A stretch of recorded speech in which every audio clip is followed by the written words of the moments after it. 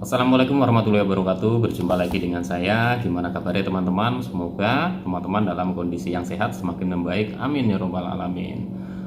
Untuk kesempatan kali ini saya gunakan waktu istirahat saya sebaik mungkin untuk bikin video-video motivasi mungkin ya, motivasi atau video-video pengalaman saya terkena gangguan asam lambung dan anxiety ya teman-teman.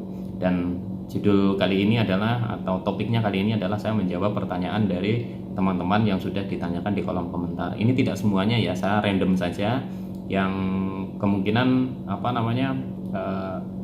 sebenarnya sudah ada dalam video-video saya sebelumnya gitu ya. Jadi untuk teman-teman yang baru bergabung gitu, itu alangkah baiknya simak aja dulu video-video sebelumnya gitu ya. Jadi nanti apa yang mau ditanyakan yang sekiranya itu belum ada di dalam video saya ya teman-teman. Oke teman-teman, langsung saja untuk mempersingkat waktu supaya nanti bisa kebagian ya. Jadi untuk yang pertama adalah dari siapa ini? Dewi Fajarina Meilinda ya. Mas, pantang makanan sampai berapa bulan? Nah ini ya, pantang makanan 1 tahun. 1 tahun. Jadi untuk teman-teman yang masih pantang makanan ya, kalau saya sendiri itu 1 tahun ya teman-teman, itu berdasarkan dari apa yang sudah saya konsultasikan ke dokter saya gitu ya, dokter spesialis dalam gitu. Saya tanyakan berapa bulan dok saya pantang makanan gitu, baiknya berapa, setahun minimal ya mas gitu. Nah itu seperti itu, saya ikutin. Pantangan makanan apa saja saya sudah ada videonya ya, jadi nanti bisa disimak videonya ya. Pantangan-pantangan makanan apa saja itu asli catatan dari dokternya gitu ya, dan bahkan ada yang saya tambahin sendiri gitu ya, karena ya cari amannya lah gitu ya teman-teman. Jadi untuk teman-teman yang baru 1 bulan atau 2 bulan ya tetap semangat gitu, walaupun mantang makanan itu bukan berarti kita itu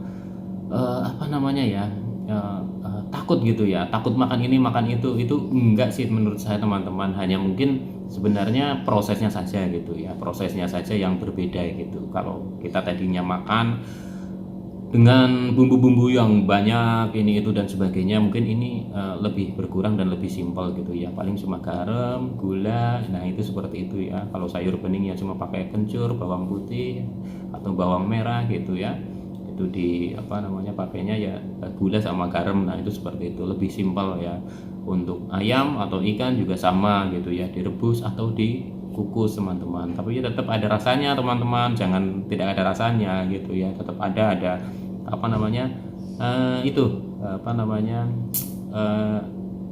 asin ya, manisnya ada, kadang saya pakai kecap juga, terus sama itu kaldu jamur ya, tapi sedikit aja saya pakai kaldu jamur itu pakai gitu ya, ada kok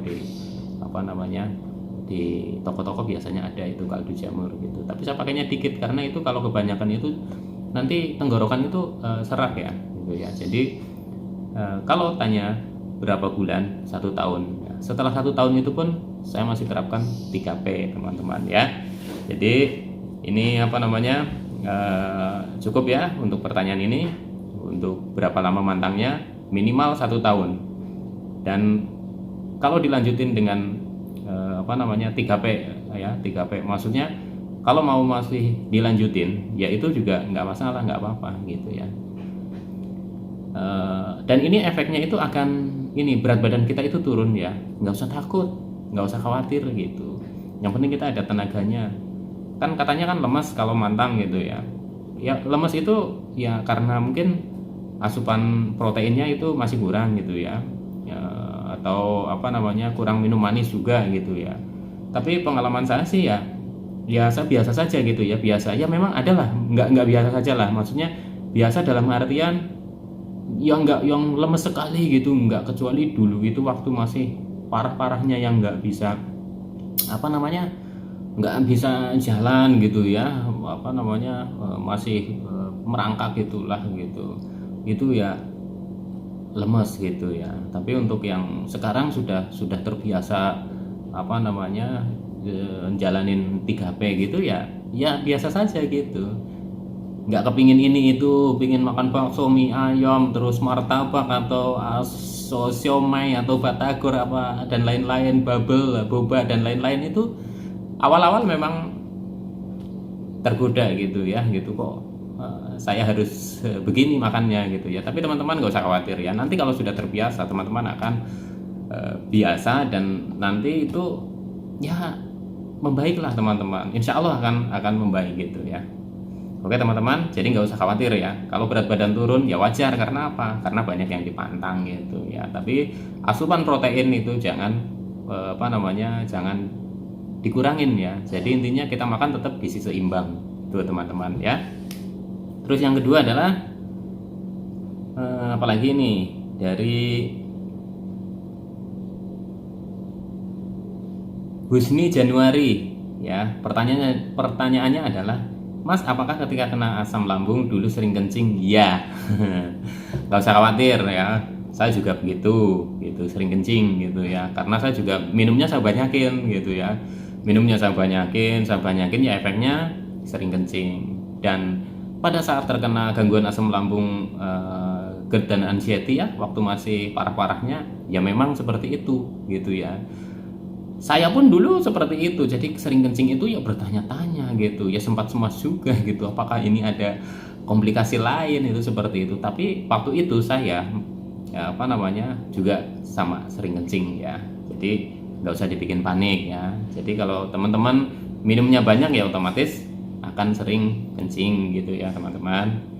Oke ya, lanjut lagi. Nah ini dari siapa lagi? Ari Prasetyawan ya. Wah, sensasi keliengan saat sholat Jumat gimana Mas? Nah, keliengan sudah saya bahas ya Mas Ari ya. Dan Mas Ari ini ya, Mas Ari ini sebenarnya ini udah sembuh ini udah sembuh ini. Dan saya selalu balas-balasan komen ya. Saya suruh bikin video motivasi ya. Harusnya sudah bikin nih teman-teman nih, namanya Mas Ari Prasetyawan nih. Nanti kalau bikin video ya di subscribe ini, pasti banyak pengalamannya teman-teman nih. Dia komentar itu, sensasi keliengan saat sholat Jumat gimana Mas? Wah, luar biasa sekali gitu ya. Pada saat awal-awal itu sholat Jumat gitu ya, sholat Jumat pada saat menderita gangguan asam lambung dan anxiety, fasenya itu fase saya sudah bisa keluar rumah dan bisa jalan dan mencoba untuk sholat Jumat. Itu tidak bisa dibayangkan benar sebelumnya gitu ya, sebelumnya tidak bisa dibayangkan sebelumnya. Jadi ketika masuk udah banyak kerumunan orang, terus pokoknya gimana ya, udah badan itu tegang, terus dadanya sesek gitu, kayak panik gitu ya, dada sesek gitu ya, perasaan cemas lah, intinya cemas gitu.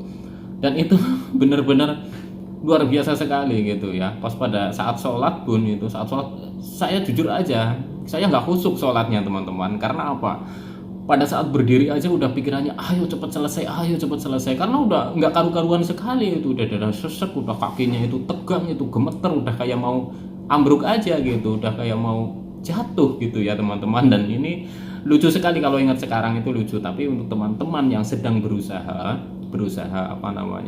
untuk bangkit ya dari situ ya, beneran teman-teman, dilatih terus, nanti akan terbiasa, yakin, dan nanti akan bisa teman-teman, nanti akan bisa terbiasa, dan nanti akan bisa teman-teman. Memang gangguan ini butuh belajar ya teman-teman. Dan waktu itu saya juga awal-awal itu saya akalin dulu ya teman-teman. Ini saya ya berdasarkan pengalaman saya ya, karena memang rasa takutnya itu dan cemasnya itu masih tinggi. Kalau Jumatan itu biasanya saya itu datangnya itu malah mendekati sudah mendekati azan gitu ya. Itu saya baru datang gitu. Dan itu saya cari di mana? Yang dekat pintu teman-teman. Jadi pikiran saya waktu itu, kalau saya itu kumat atau kalau saya itu nggak kuat, saya bisa langsung keluar gitu. Saya nggak mau di saf yang depan gitu ya, terus di tengah, pokoknya di pinggir pintu. Pokoknya orang suruh geser ya saya nggak mau gitu. Saya di pinggir pintu teman-teman, bareng anak kecil kayak gitu. Tapi itu niat saya kan memang ingin berlatih supaya saya itu bisa bisa kembali lagi seperti semula ya. Ya saya latih terus teman-teman, dan itu ya sedikit cerita dari saya ya teman-teman. Pokoknya luar biasa. Ini Mas Ari Prasetyawan ini apa namanya, sudah sembuh ini Mas Ari Prasetyawan nih gitu ya. Dan ini saya doakan ya nanti bisa bikin channel YouTube ya, untuk memotivasi teman-teman ya, karena semakin banyak teman-teman yang sembuh terus bikin video motivasi itu ya, semakin banyak teman-teman yang lainnya itu akan terbantu, akan termotivasi ya teman-teman ya. Karena gimana rasanya itu sudah tahu gitu, nggak enaknya gitu ya. Oke, nih dari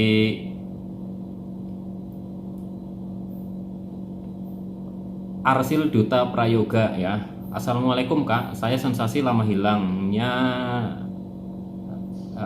hilangnya goyang ya, kakak goyang. Hoyong macam mau jatuh, pingsan gitu. Nah ini gimana ya? Oh begini. Assalamualaikum Kak, saya sensasi lama hilangnya goyang, hoyong macam mau jatuh, macam mau pingsan gitu. Kakak gimana dengan kakak, apa lama hilangnya? Ya memang sensasi ini lama hilangnya ya. Jadi maaf teman-teman, saya ulangi, sensasi ini ya, sensasi hoyong goyang keliengan ini itu memang masing-masing orang itu berbeda ya teman-teman, berbeda ya.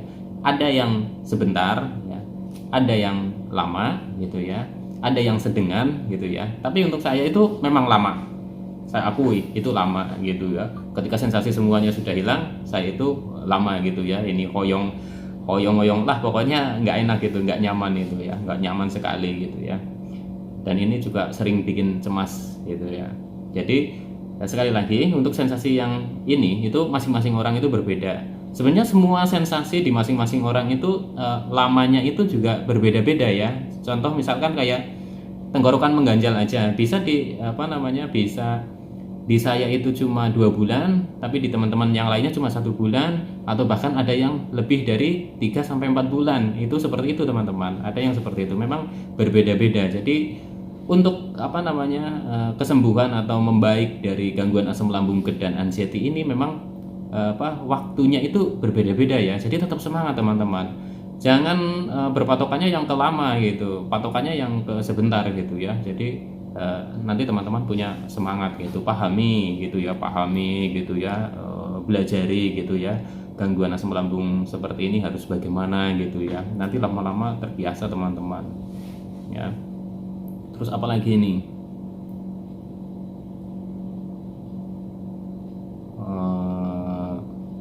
dari Virgiawan Azril ya, itu kalau aku keliengan, mata buram sama ngos-ngosan, gemetaran, apa mungkin lama hilangnya, padahal makan sudah banyak, minum cukup, kurang apa ya Mas? Nah ini teman-teman ya, jadi untuk gangguan asam lambung dan anxiety ini teman-teman, berdasarkan pengalaman saya ya, itu juga gini, tidak waktunya ya, yang sudah tadi saya sebutkan itu, waktunya masing-masing orang itu berbeda-beda teman-teman, berbeda-beda. Jadi kesembuhannya atau pulihnya atau membaiknya itu berbeda-beda satu dengan yang lainnya teman-teman. Jadinya tidak bisa dipatok lah, tidak bisa dipatok. Kenapa? Memang harus ada penerapan 3P, dan 3P itu juga masing-masing orang itu akan berbeda gitu, akan berbeda cara menjalaninya. Ada yang konsisten, ada yang angot-angotan, terus ada yang males-malesan, dan macam-macam, masih banyak yang lainnya gitu ya. Jadinya untuk membaiknya itu ya masing-masing orang itu akan berbeda-beda gitu sensasinya. Apakah ini kan tanya cukup, apakah akan lama gitu ya, pastinya ya saya nggak tahu, tapi berdasarkan pengalaman saya gitu ya, berdasarkan pengalaman saya sendiri itu, kalau yang sensasi keliengan, oleng, mata buram itu ya, itu lumayan lama. Tapi ada juga yang sebentar, ada juga. Kalau mata buram itu hilang timbul, jadi bisa diamati. Ketika mata itu buram ya, itu diamati apakah kurang tidur, ataukah 2 atau 3 hari kemarin itu kita makan makanan yang mungkin nggak cocok ya, itu diamatin. Jadi begitu sensasi-sensasi itu sudah mulai berkurang, sudah mulai hilang satu persatu, terus muncul lagi, itu diamatin teman-teman, dari makannya atau dari pola hidupnya atau dari pola pikirnya. Dan ketika teman-teman sudah apa namanya, sudah makan banyak, minum banyak, nah seperti itu ya, kok masih sempoyongan, terus apa namanya, mata masih buram dan lain-lain gitu ya, itu apakah sudah menjamin bahwa kita itu sudah bisa rileks gitu ya dari pikiran gitu ya?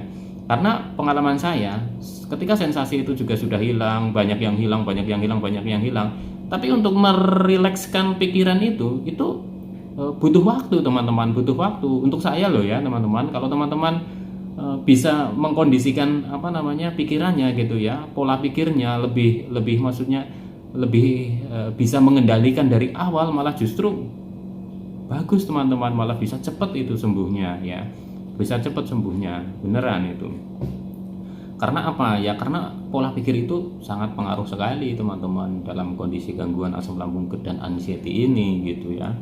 Jadi kalau ditanya apakah akan lama, ya jawaban pastinya ya saya sendiri itu nggak tahu pastinya gitu ya, karena masing-masing orang itu akan berbeda gitu. Tapi ketika teman-teman itu sudah menerapkan itu ya, bagus, di pola makannya bagus, pola hidupnya juga sudah bagus, sudah konsisten ya, berapa bulan itu konsisten, terus pola pikirnya juga sama gitu ya, udah santai, udah slow gitu ya, lebih bisa menerima, lebih ikhlas ya, lebih sadar, pokoknya mensyukuri gitu ya, insya Allah ya pasti akan membaik, akan tenang gitu ya, walaupun akan timbul lagi, tapi paling tidak kita sudah tahu polanya gitu teman-teman ya, bisa kita amatin gitu. Terus apa namanya, apalagi ini teman-teman, udah cukup ya, kayaknya sudah cukup dulu ya teman-teman ya, karena ini jam istirahatnya sudah mulai habis gitu ya, nanti mungkin bisa sambung sore lagi ya teman-teman. Terima kasih ya teman-teman yang belum saya jawab atau saya komentari komentarnya ya, mohon bersabar ya teman-teman. Coba lihat video-video saya sebelumnya, barangkali teman-teman itu apa namanya mendapatkan jawaban dari video-video saya sebelumnya ya. Dan untuk teman-teman yang mau berkomentar ya, mau berkomentar pertanyaan apa namanya ya, baiknya juga sudah menonton dulu video saya, jadi nanti pada saat apa yang ditanyakan gitu ya, bisa saya jelaskan di video-video seperti ini teman-teman ya. Oke teman-teman, semoga teman-teman cepat membaik ya, cepat sembuh ya, amin ya robbal alamin ya, cepat beraktivitas lagi gitu ya. Oke, sekian dulu ya, semoga video ini berguna ya, bermanfaat ya, ambil positifnya, buang negatifnya ya, semoga bisa memotivasi ya, minimal saya bisa menemani teman-teman dalam menghadapi gangguan asam lambung dan anxiety ini ya. Terima kasih, salam sehat jasmani dan rohani, wassalamualaikum warahmatullahi wabarakatuh.